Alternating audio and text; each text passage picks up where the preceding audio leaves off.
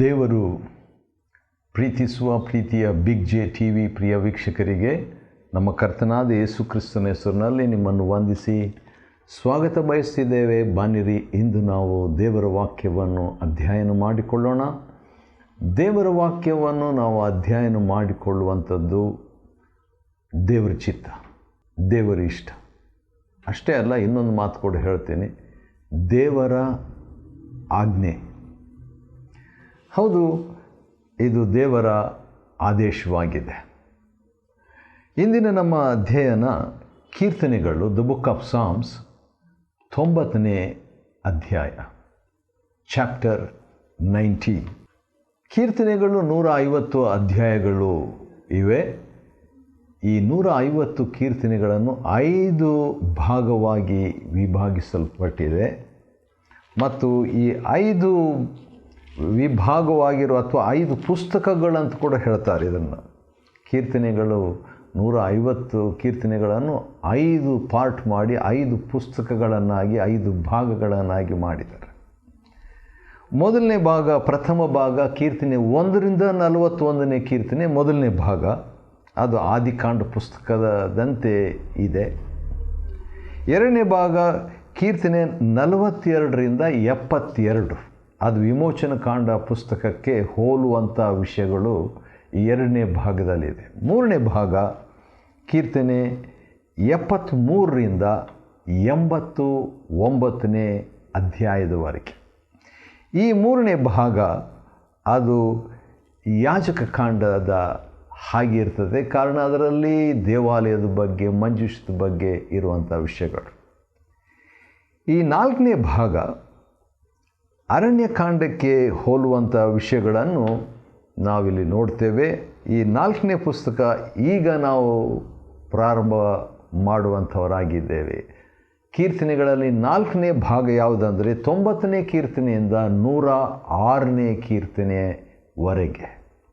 90ರಿಂದ 106 ಕೀರ್ತನೆಗಳವರೆಗೆ ಇರುವಂಥ ಭಾಗ ಅದು 4ನೇ ಪುಸ್ತಕ, ಅಂದರೆ ಅರಣ್ಯಕಾಂಡಕ್ಕೆ ಹೋಲಿಕೆಯಾಗಿದೆ. ಕಾರಣ ಇದರಲ್ಲಿ ನಾವು ನೋಡುವಾಗ ಯಾತ್ರೆಯ ಬಗ್ಗೆ ಇರುವಂಥ ವಿಷಯವನ್ನು ನಾವು ನೋಡ್ತೇವೆ. ನಮ್ಮ ಜೀವನವೇ ಒಂದು ಯಾತ್ರೆ. ಇದರಲ್ಲಿ ಒಂದು ವೈಶಿಷ್ಟ್ಯತೆ ಏನು, ಈ ಕೀರ್ತನೆ 90 ಅಂತ ಹೇಳಿದ್ರೆ ಇದನ್ನು ಮೋಶೆ ಬರೆದಂಥ ಒಂದು ಕೀರ್ತನೆ. ಹೌದು, ಎಲ್ಲ ಕೀರ್ತನೆ ದೇವರು ಬರೆದಂಥ ಕೀರ್ತನೆ ಅಂತ ಹೇಳ್ಬೋದು, 150 ಕೂಡ. ಆದರೆ 5 ಪುಸ್ತಕಗಳನ್ನು, ಪಂಚಗ್ರಂಥಗಳನ್ನು ಆದಿಕಾಂಡದಿಂದ ಧರ್ಮೋಪದೇಶ ಕಾಂಡದವರೆಗೆ ಬರೆದಂಥ ಮೋಶೆ ಈ ಒಂದು ಕೀರ್ತನೆಯನ್ನು, 90ನೇ ಕೀರ್ತನೆಯನ್ನು ಕೂಡ ಬರೆದಿರುವ ಗ್ರಂಥಕರ್ತನು ಆಗಿರ್ತಾನೆ. ಈ ಮೋಶೆ ಬಗ್ಗೆ ಒಂದು ಮಾತು ಹೇಳಿಬಿಟ್ಟು ನಾವು ಮುಂದುವರಿಸಬೇಕಾಗ್ತದೆ.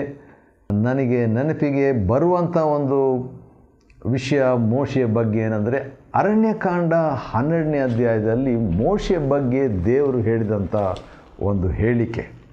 ಅದೇನಂತ ಹೇಳಿದರೆ 3ನೇ ವಚನದಲ್ಲಿ ಹೀಗಿದೆ, the book of Numbers chapter 12 verse 3. ಆ ಮೋಶೆ ಭೂಮಿಯ ಮೇಲಿರುವ ಎಲ್ಲ ಮನುಷ್ಯರಿಗಿಂತಲೂ ಬಹು ಸಾತ್ವಿಕನು, ಅಥವಾ ಬಹಳ ನಮ್ರವಾದವನು, ಬಹಳ ದೀನತೆಯ ವ್ಯಕ್ತಿ. ಅಂದರೆ ನಮ್ರವಾದಂಥ ವ್ಯಕ್ತಿ ಭಾಳ ಅಪರೂಪ. ಆದರೆ ಮೋಶೆ ಭಾಳ ನಂಬಿಗಸ್ತನಾದ ವ್ಯಕ್ತಿ ಮಾತ್ರ ಅಲ್ಲ, ನಮ್ರನಾದ ವ್ಯಕ್ತಿ ಕೂಡ ಆಗಿದ್ದರು. ಈ ರೀತಿಯಾಗಿ ನಾನು ಹೇಳಲಿಕ್ಕೆ ನನಗೆ ವಿಷಾದ ಉಂಟು. ಅದೇನೆಂದರೆ, ಭೂಮಿಯಲ್ಲಿ ಸಾತ್ವಿಕರು ಭಾಳ ಜನರಿಲ್ಲ, ತಗ್ಗಿಸಿಕೊಂಡವರು ಭಾಳ ಅಪರೂಪ. ಇನ್ನೂ ವಿಷಾದ ಸಂಗತಿ ಏನಂತ ಹೇಳಿದ್ರೆ, ವಿಶ್ವಾಸಿಗಳಲ್ಲಿಯೂ ಕೂಡ ನಮ್ರವಾದವರು ಕಡಿಮೆ.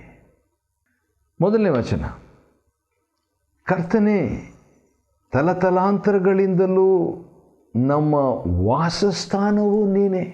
ವಾವ್, ನಮ್ಮ ಅಡ್ರೆಸ್ ನೀನೇ ಎಂಬುದಾಗಿ ಮೋಶೆ ಸ್ಟಾರ್ಟ್ ಮಾಡಿಬಿಟ್ಟು, ಬೆಟ್ಟಗಳು ಉಂಟಾಗುವುದಕ್ಕಿಂತ ಭೂಮಿಯು ಅದರ ದೇಶಗಳು ನಿರ್ಮಾಣವಾಗುವುದಕ್ಕಿಂತ ಮುಂಚಿನಿಂದ ಯುಗ ಯುಗಾಂತರಗಳಲ್ಲಿಯೂ ನೀನೇ ದೇವರು. ಮನುಷ್ಯರೇ ಸಾಯಿರಿ ಎಂದು ಆಜ್ಞಾಪಿಸಿದಾಗ ಏನಾಗ್ತದೆ? ಸತ್ತೋಗ್ತಾರೆ. ಹಾಗಾದರೆ ಸುಮ್ಮನೆ ಜನರು ಸಾಯೋದಿಲ್ಲ. ಯಾಕಂದರೆ ಮರಣ ಜೀವ, ಜೀವ ಮರಣ ದೇವರ ಹತೋಟಿನಲ್ಲಿ ಇರುವಂಥದ್ದಾಗಿದೆ. ಅವರನ್ನು ಪುನಃ ಮಣ್ಣಿಗೆ ಸೇರಿಸಿ 1000 ವರ್ಷಗಳು ನಿನ್ನ ದೃಷ್ಟಿಯಲ್ಲಿ ಗತಿಸಿ ಹೋದ ನಿನ್ನಿನ ದಿನದಂತೆಯೂ ರಾತ್ರಿಯ ಜಾವದಂತೆಯವೇ. 1000 ವರ್ಷಗಳು ದೇವರ ದೃಷ್ಟಿಯಲ್ಲಿ ಒಂದು ದಿನ ಇದ್ದ ಹಾಗೆ. ಹೌದು, ಪೇತ್ರನು ಕೂಡ ಇದರ ವಿಷಯದಲ್ಲಿ ಒಂದು ಮಾತು ತನ್ನ ಪತ್ರಿಕೆಯಲ್ಲಿ ಹೇಳುವಾತನಾಗಿದ್ದಾನೆ. 2 ಪೇತ್ರ 3:18 ಇದನ್ನು ಮರಿಬೇಡ್ರಿ ದೇವರ ಲೆಕ್ಕಾಚಾರದ ಬಗ್ಗೆ ಎಂಬುದಾಗಿ ಹೇಳಿಬಿಟ್ಟು 1000 ವರ್ಷಗಳು ಒಂದು ದಿನ ಇದ್ದ ಹಾಗೆ ಎಂಬ ಲೆಕ್ಕವನ್ನು ಪೇತ್ರನು ತರ್ತಾನೆ. ಅದು ಮೋಶೆಯ ಕೀರ್ತನೆಯಿಂದ ಆಯ್ಕೆಯಾದಂಥ ಮಾತು.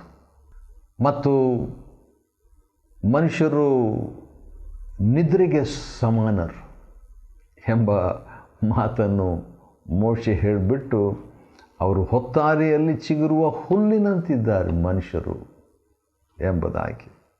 ಯಾಕಂದರೆ ಉದಯದಲ್ಲಿ ಅದು ಬೆಳೆದು ಹೂ ಬಿಡ್ತದೆ, ಸಂಜೆಯಲ್ಲಿ ಕೊಯ್ಯಲ್ಪಟ್ಟು ಒಣಗಿ ಹೋಗ್ತದೆ. ಆ ರೀತಿಯಾಗಿರುವಂಥದ್ದು ಮನುಷ್ಯನ ಒಂದು ಜೀವನ ಎಂಬುದಾಗಿ ಹೇಳಿಬಿಟ್ಟು 7ನೇ ವಚನದಿಂದ ಮೋಶೆ ದೇವರ ಕೋಪದ ಬಗ್ಗೆ ಸ್ವಲ್ಪ ಮಾತಾಡ್ತಾನೆ. 7ನೇ ವಚನ ನಿನ್ನ ಕೋಪ, 7ನೇ ವಚನ ನಿನ್ನ ರೌದ್ರ, ಮತ್ತು ಹಾಗೆ ಮುಂದೆ ನೋಡಿದರೆ 11ನೇ ವಚನ ನಿನ್ನ ಕೋಪ, ಅದೇ 11ನೇ ವಚನ 2ನೇ ಭಾಗ ನಿನ್ನ ರೌದ್ರ. ನೋಡ್ರಿ, ಈಗಾಗಲೇ 4 ಸಾರಿ ಆಯಿತು. 13ನೇ ವಚನ ಎಷ್ಟರವರೆಗೆ ಕೋಪ ಮಾಡುವಿ. ಸುಮಾರು 5 ಸಾರಿ ಒಂದೇ ಕೀರ್ತನೆಯಲ್ಲಿ ದೇವರ ಕೋಪದ ಬಗ್ಗೆ ಅಥವಾ ರೌದ್ರವದ ಬಗ್ಗೆ ಮಾತಾಡ್ತಾ ಇರುವಂಥದ್ದನ್ನು ನಾವು ನೋಡ್ತೇವೆ. ಬಹುಶಃ ನನಗೆ ಅನ್ನಿಸ್ತದೆ ಸುಮಾರು 30 ಲಕ್ಷ ಜನರನ್ನು ಮೋಶೆ 40 ಅಥವಾ ಅದಕ್ಕಿಂತಲೂ ಹೆಚ್ಚು ವರ್ಷಗಳು 80 ಅಂತ ಹೇಳಿದರೂ ಕೂಡ ತಪ್ಪಾಗಲಾರದು. ಅಷ್ಟೊಂದು ವರ್ಷಗಳು ಅವರನ್ನು ನೋಡಿಕೊಳ್ತಾ ಇರುವಾಗ ದೇವರ ಕೋಪದ ಬಗ್ಗೆ ಆಗಾಗ ಮೋಶೆ ನೋಡಿರಬೇಕು. 558 ಸಾರಿ ದೇವರ ಸ್ವರವನ್ನು ಸ್ವತಃ ಪರ್ಸನಲ್ ಆಗಿ ವೈಯಕ್ತಿಕವಾಗಿ ಕೇಳಿಸಿಕೊಂಡಂಥ ಮೋಶೆ 558 ಟೈಮ್ಸ್. ಅಷ್ಟೊಂದು ಸಾರಿ ದೇವರ ಸ್ವರವನ್ನು ಕೇಳಿಸಿಕೊಂಡಾಗ ದೇವರ ಕೋಪವನ್ನು ಕೂಡ ಮೋಶೆ ನೋಡಿದನು. ಕಾರಣ ಏನಂತ ಹೇಳಿದರೆ, ತನ್ನ ಜನರು, ದೇವ ಜನರು 30 ಲಕ್ಷಕ್ಕಿಂತಲೂ ಹೆಚ್ಚಿನ ಜನರು ದೇವರಿಗೆ ಮತ್ತೆ ಮತ್ತೆ ಅವಿಧೇಯರಾಗಿ ನಡ್ಕೊಂಡ್ರು. ಆದ ಕಾರಣ ದೇವರು ಕೋಪ ಮಾಡಿಕೊಳ್ಳಲೇಬೇಕಾಯಿತು. ಆದರೆ ಅದೇ ಸಂದರ್ಭದಲ್ಲಿ ದೇವರು ಅವರನ್ನು ಬಿಟ್ಟು ಬಿಡಲಿಲ್ಲ. ಮೋಶೆ ವಿಷಯದಲ್ಲಿ ದೇವರು ಹೆಚ್ಚಿನ ಅಂಶ ಕೋಪ ಮಾಡಿಕೊಳ್ಳಿಲ್ಲ. ಇಸ್ರಾಯೇಲರ ಬಗ್ಗೆನೇ ಹೆಚ್ಚಾಗಿ ಕೋಪ ಮಾಡಿಕೊಂಡಿದ್ದ. ಆದರೆ ಮೋಶೆ ಬಗ್ಗೆ ಕೂಡ ಒಂದು ಸಾರಿ ದೇವರು ಕೋಪ ಮಾಡಿಕೊಂಡ್ರು. ಆದ ಕಾರಣ ದೇವರ ಕೋಪವನ್ನು ಪರ್ಸನಲ್ ಆಗಿ ವೈಯಕ್ತಿಕವಾಗಿ ಅನುಭವಿಸಿದಂಥ ಮೋಶೆ ಈಗ ನಿನ್ನ ಕೋಪದಿಂದ ಎಂಬುದಾಗಿ ಪ್ರಾರಂಭ ಮಾಡಿ ದೇವರ ಕೋಪದ ಬಗ್ಗೆ ಹೇಳಿಬಿಟ್ಟು, ನಮ್ಮ ದ್ರೋಹಗಳನ್ನು ನಿನ್ನ ಮುಂದೆಯೇ, ನಮ್ಮ ಗುಪ್ತ ಪಾಪಗಳು ನಿನ್ನ ತೇಜೋದೃಷ್ಟಿಯಲ್ಲಿಯೂ ಇಟ್ಕೊಂಡಿದ್ದಿ ಅಂತ ಹೇಳ್ತಾನೆ. ಹೇಳಿಬಿಟ್ಟು ನಿನ್ನ ರೋಷದಿಂದ, ಈಗಾಗಲೇ 5 ಸಾರಿ ಕೋಪ ರೌದ್ರ ಅಂತಿದೆ, ಇಲ್ಲಿ ರೋಷದಿಂದ ನಮ್ಮ ಕಾಲವೆಲ್ಲ ಸಂದು ಹೋಯಿತು, ನಮ್ಮ ವರ್ಷಗಳು ನಿಟ್ಟುಸಿರಿದಂತೆ ಹೋದವು, ನಮ್ಮ ಆಯುಷ್ಕಾಲವು 70 ವರ್ಷ, ಬಲ ಹೆಚ್ಚಿದರೆ 80. ಅಂದರೆ ಆ್ಯಾವ್ರೇಜ್ ಅಷ್ಟೊಂದು 70 ವಯಸ್ಸು, 70 ವರ್ಷ, ಭಾಳ ಅಂದರೆ 80 ವರ್ಷ ನಾವು ನಮ್ಮ ಆಯುಷ್ಕಾಲ ಅಂತ ಮೋಶೆ ಹೇಳ್ತಾನೆ. ಆದರೆ ಇದನ್ನು ಬರೆದಂಥ ಮೋಶೆ 80 ವರ್ಷ ಬದುಕಲಿಲ್ಲ, 120 ವರ್ಷ ಬದುಕಿದ್ದಾನೆ. ಯಾಕಂದರೆ 80 ವರ್ಷ ದೇವ ಜನರನ್ನು ಹತ್ರ ಅವನು ನಡೆಸ್ಕೊಂಡು ಬಂದ. ಆ ರೀತಿಯಾಗಿರುವಾಗ ಮೋಶೆ 40 ವರ್ಷ ಅಂತ ಹೇಳ್ಬಿಟ್ಟು ಮೋಶೆಯ ಜೀವನದಲ್ಲಿ ನಾವು ನೋಡ್ತೀವಿ.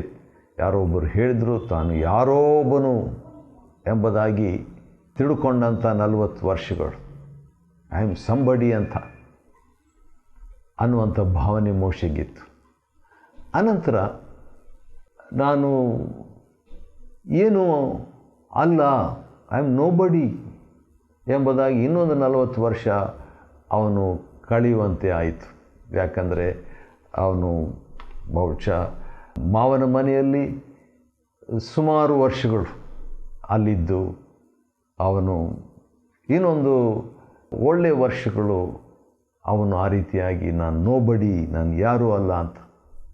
ಆದರೆ ಮೂರನೇ 40 ವರ್ಷ ಬಹಳ ಉತ್ತಮವಾದಂಥ ವರ್ಷ. ಯಾಕಂದರೆ ಅವನು ಸಂಬಡಿ ಆಗಿದ್ದರು, ಯಾರೂ ಆಗಿದ್ದರು, ಅವನು ನೋಬಡಿ ಆಗಿದ್ದರು, ಯಾರೂ ಅಲ್ಲದವನಾಗಿದ್ದರು. ದೇವರು ಆ ಯಾರೂ ಅಲ್ಲದಂಥವನನ್ನು ಏನು ಉಪಯೋಗಿಸ್ಕೊಂಡು ಏನು ಮಾಡಬಲ್ಲನು ಎಂಬಂಥದ್ದನ್ನು ಆ ಕೊನೆ 40 ವರ್ಷಗಳಲ್ಲಿ ದೇವ ಜನರನ್ನು ನಡೆಸುವುದರಲ್ಲಿ ಅವನು ಇರುವಂಥ ಒಂದು ಕಾಲವನ್ನು ನಾವು ನೋಡ್ತೇವೆ. ಒಟ್ಟು 120 ವರ್ಷ. ಹೌದು, ಮೊದಲಿನ 120 ವರ್ಷ ದೇವ ಜನರನ್ನು ಆಳಿಕೆ ಮಾಡಲಿಲ್ಲ, ಆದರೂ ಕೂಡ ಟ್ರೈನಿಂಗ್ ತಗೊಂಡ. ಆ ಒಂದು ಆಸಕ್ತಿ ಅವನಿಗಿತ್ತು. ಎರಡನೇ 40 ವರ್ಷಗಳು ನಾವು ನೋಡುವಾಗ ಕುರಿಗಳನ್ನು ಮೇಯಿಸೋದರಲ್ಲಿ ದೇವ ಜನರನ್ನು ನಡೆಸುವಂಥ ಒಂದು ಪ್ರಾಕ್ಟೀಸ್ ಅವನಿಗೆ, ಟ್ರೈನಿಂಗ್ ಅವನಿಗೆ ಸಿಕ್ತು. ಮೂರನೇ 40 ವರ್ಷ ಅವನು ಅಕ್ಷರಶಃ ದೇವ ಜನರನ್ನು, ಸುಮಾರು 30 ಲಕ್ಷ ಜನರನ್ನು ನಡೆಸುವಂಥ ಒಂದು ಜವಾಬ್ದಾರಿಕೆಯನ್ನು ಹೊತ್ತವನಾಗಿದ್ದನು. ಆದ ಕಾರಣ 120 ವರ್ಷ ಬದುಕಿದ ಮೋಶೆ ಕೋಪದಿಂದ, ರೋಷದಿಂದ, ರೌದ್ರದಿಂದ 80 ವರ್ಷ ದೇವರನ್ನು ಕೋಪ ಮಾಡಿಕೊಳ್ಳದೆ, ದೇವರನ್ನು ಕೋಪಿಸದೆ, ದೇವರನ್ನು ಸಂತೋಷಪಡಿಸುವಂಥ ರೀತಿಯಲ್ಲಿ ನಾವು ಬದುಕಿದರೆ ಇನ್ನೂ ಹೆಚ್ಚು ವರ್ಷಗಳು. ಒಟ್ಟು ನಮ್ಮ ಆಯುಷ್ಕಾಲವು ಕರ್ತನ ಕೈಯಲ್ಲಿದೆ. ಯೇಸು ಕ್ರಿಸ್ತನ ಜೀವನ 33.5 ವರ್ಷ. ಆದರೂ ಲೋಕ ಪ್ರಭಾವಿಸಿದ ವ್ಯಕ್ತಿಯಾಗಿದ್ದು. ಎಷ್ಟು ಕಾಲ ನಾವು ಬದುಕ್ತೀವಿ ಅನ್ನಲ್ಲ, ಎಷ್ಟು ಕಾಲ ನಾವು ದೇವರಿಗಾಗಿ ಬಾಳ್ತೀವಿ ಅನ್ನೋದು ಪ್ರಾಮುಖ್ಯ. ಕಷ್ಟ ಸಂಕಟಗಳೇ ಅದರ ಆಡಂಬರ, ಅದು ಬೇಗನೆ ಗತಿಸಿ ಹೋಗ್ತದೆ. ನಿನ್ನ ಕೋಪದ ಬಲವನ್ನು ಅಂತ ಆ ರೀತಿಯಾಗಿ ಹೇಳ್ಬಿಟ್ಟು 12ನೇ ವಚನ ಭಾಳ ಒಳ್ಳೆಯ ಒಂದು ಪ್ರಾರ್ಥನೆ ನಾವು ಮಾಡುವಂಥದ್ದು. ನಮ್ಮ ದಿನಗಳು ಕೊಂಚವೇ ಎಂದು ಎಣಿಸಿಕೊಳ್ಳುವ ಹಾಗೆ ನಮಗೆ ಕಲಿಸು. ಆ ರೀತಿಯಾಗಿ ದೇವರು ಕಲಿಸಿಕೊಟ್ರೆ ಏನಾಗ್ತದೆ, ಆಗ ಜ್ಞಾನದ ಹೃದಯವನ್ನು ಪಡ್ಕೊಳ್ಬೇಕು. ಜ್ಞಾನದ ಹೃದಯ ನಾವು ಪಡ್ಕೊಂಡಾಗ ಭೂಮಿಯಲ್ಲಿ ಹೇಗೆ ನಾವು ಬಾಳಬೇಕು ಅನ್ನೋದು ತಿಳ್ಕೊಳ್ತೇವೆ. ಆನಂತರ ಏನಾಗ್ತದೆ, ನಿನ್ನ ಸೇವಕರ ಮೇಲೆ ಯೆಹೋವನೇ ಮನಸ್ಸನ್ನು ಬೇರೆ ಮಾಡಿಕೋ. ಮೋಶೆ 32ನೇ ವಿಮೋಚನ ಕಾಂಡದಲ್ಲಿ ಕೂಡ ಇದೇ ಮಾತನ್ನು ದೇವರಿಗೆ ಹೇಳ್ತಾನೆ. ಮನಸ್ಸನ್ನು ಬೇರೆ ಮಾಡ್ಕೋ, ಅವ್ರು ನಾಶ ಮಾಡಬೇಡ ನಿನ್ನ ಜನರನ್ನು. ಅಬ್ರಹಾಮನ ವಾಗ್ದಾನ ಹೀಗೆಲ್ಲ ಮಾತಾಡ್ತಾನೆ. 14ನೇ ವಚನ, ಉದಯದಲ್ಲಿ ನಿನ್ನ ಕೃಪೆ ನೋಡ್ರಿ, ಮೋಶೆ ಯೇಸು ಕ್ರಿಸ್ತನ ಬಗ್ಗೆ, ಕೃಪೆಯ ಬಗ್ಗೆ ಮಾತಾಡುವ ಆತನಾಗಿದ್ದಾನೆ. ಆತನನ್ನು ಸ್ಮರಿಸುವಂತೆ ನಮ್ಮನ್ನು ಸಂತೃಪ್ತಿಪಡಿಸು, ಆಗ ಜೀವಮಾನದಲ್ಲೆಲ್ಲ ಉಲ್ಲಾಸಿಸಿ ಹರ್ಷಿಸುವೆ. 2 ಜೀವನ.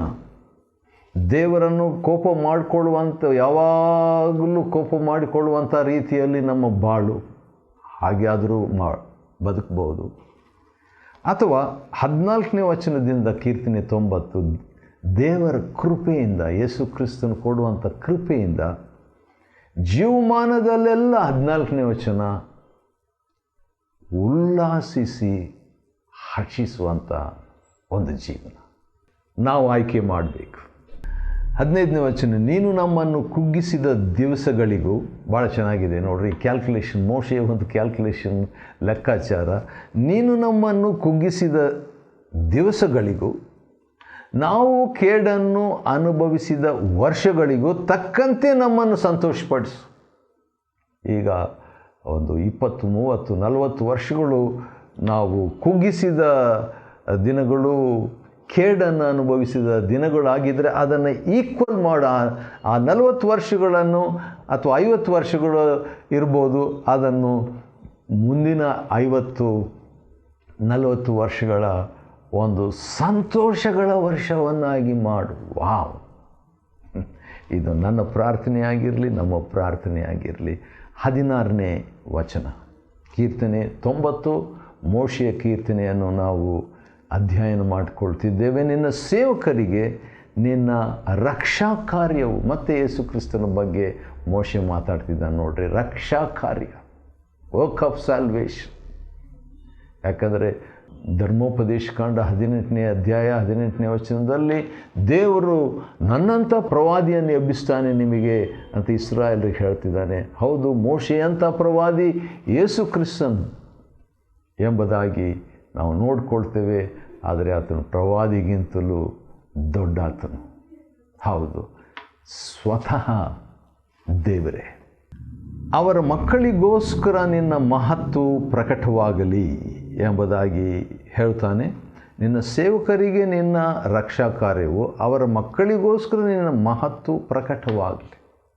ನೋಡ್ರಿ, ಸೇವಕರ ಮಕ್ಕಳಿಗೋಸ್ಕರವಾಗಿ ಒಂದು ಬೇಡಿಕೆ ಮೋಶೆ ಬೇಡಿಕೊಳ್ತಿದ್ದಾನೆ. ಹಾಗಾದರೆ ದೇವರ ಮಹತ್ತು ದೇವರು ಪ್ರಕಟಿಸ್ತಾನಂದ್ರೆ ನಮ್ಮ ಯೆಹೋವ ದೇವರ ಪ್ರಸನ್ನತೆಯು ನಮ್ಮ ಮೇಲೆ ಇರಲಿ. ನಾವು ಕೈ ಹಾಕಿದ ಕೆಲಸವನ್ನು ನಮಗೆ ಸಫಲಪಡಿಸು ಎಂಬುದಾಗಿ 2 ಸಾರಿ ಮೋಶೆ ಹೇಳಿಬಿಟ್ಟು ಈ ಕೀರ್ತನೆಯನ್ನು ಮುಗಿಸ್ತಾನ್ರಿ. ಹೌದು, ಜ್ಞಾನದ ಹೃದಯ ನಾವು ಪಡ್ಕೊಂಡು ಮೋಶೆ ಹೇಳಿದ ಹಾಗೆ ನಾವು ಈ ಭೂಲೋಕದ ಯಾತ್ರೆಯನ್ನು ಮಾಡುವಂತೆ ದೇವರು ನಮಗೆ ಸಹಾಯ ಮಾಡಲಿ. ಕೀರ್ತನೆ 90ನೇ ಅಧ್ಯಾಯವನ್ನು ಅಧ್ಯಯನ ಮಾಡಿಕೊಳ್ಳುವಂತೆ ದೇವರು ಕೊಟ್ಟ ಕೃಪೆಗಾಗಿ ಆತನಿಗೆ ಸ್ತೋತ್ರವಾಗಲಿ. ದೇವರು ನಿಮ್ಮನ್ನು ಆಶೀರ್ವದಿಸಲಿ.